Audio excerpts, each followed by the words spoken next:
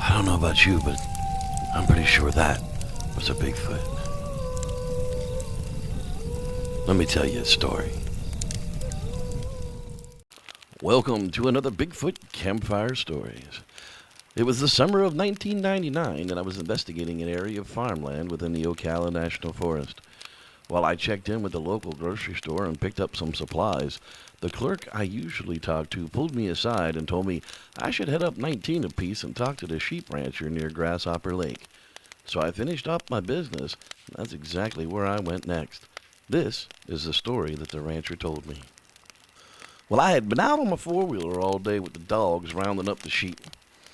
Me and the dogs were on the back meadow area, and the sheep weren't acting right at all. Usually they know the drill and they just let the dogs do their jobs, but today that just wasn't the case. Well, there was a narrow wooded cut that we had to go through to get onto the other side, and none of the sheep wanted to enter it whatsoever. Well, every time we got the sheep moving, they would all turn when they got to the wood line, and it just made no sense at all. So I drove my four-wheeler into the tree line and checked for any predators, and sure enough, there was a really nasty odor of something dead. Well, I searched the area until I found the source, and sure enough, it was one of my sheep, dead and ripped open at the organs. Something had gotten to it, that was for sure. The neck was snapped straight back, very strangely. Well, I had to get this herd past its spot, so I went back and I grabbed the lead sheep and I put her across my four-wheeler, and finally the sheep followed us through the woods and back towards the corral. Well, I'd planned to go out later and burn the body in place and get rid of the smell of the carcass. Once on the other side of the wood patch, I put the lead sheep back down and the dogs took care of the rest, and things seemed pretty normal after that. Well, it was getting late and the sun had already set long before I was finished putting the sheep up, so it was too late to bother with that carcass for now, so I just put the dogs up on my four-wheeler into the barn and went inside for dinner.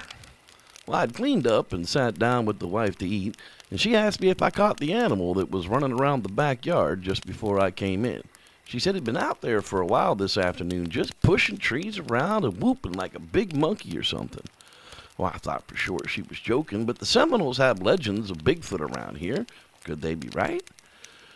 Well, we were finishing up our meal when the whooping started again from just out back. Well, I grabbed my big flashlight and we headed out to the back porch.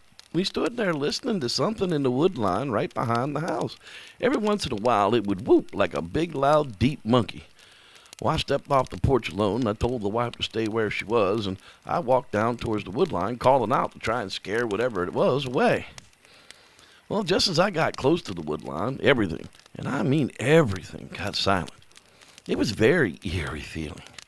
I shined the light around trying to make out anything, but it was dark out there.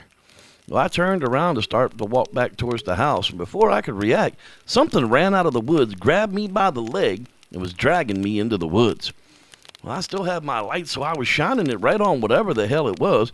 I couldn't believe it, but this was a giant ape Bigfoot thing, had me securely around the leg. Well, I began kicking it with the other leg and shining the light at its head, and it finally dropped me about 12 meters or so into the woods, and then scampered off. The wife screaming out for me. She had already grabbed my shotgun from inside the house, called 911. I could hear her yelling at them on the phone that some monster had carried me off into the woods. Well, I called out to her so she wouldn't shoot me, and I ran my way back into the house. Well, a few minutes later, the local sheriff showed up with 3 cars and a canine, and they went straight out to the backyard and began searching for anything. Well, it wasn't long before huge footprints were located near the creek in the back, leading away from the property. Well, the men tracked it up the creek for a while, but until the tracks just went cold, the dogs lost all interest, so they all returned back to my farm. We talked about what happened, and they kept asking me what the guy looked like, but they weren't very happy when I kept telling them he was 8 foot tall, covered in hair, and whooped like a huge monkey. The sheriff kept insisting that he couldn't put that in the report, and after an hour of arguing with him, he finally marked it down as unknown animal attack. Filled out his paperwork just the same way. Well, the wife and I now stay vigilant, and I never leave the house unarmed anymore. It was the single most disturbing thing I've ever had happen to me in all my years. Well, this farmer knows what it's like to be challenged by a Bigfoot and never wants to know that feeling again. Thanks for listening. I'm Reverend Jeff.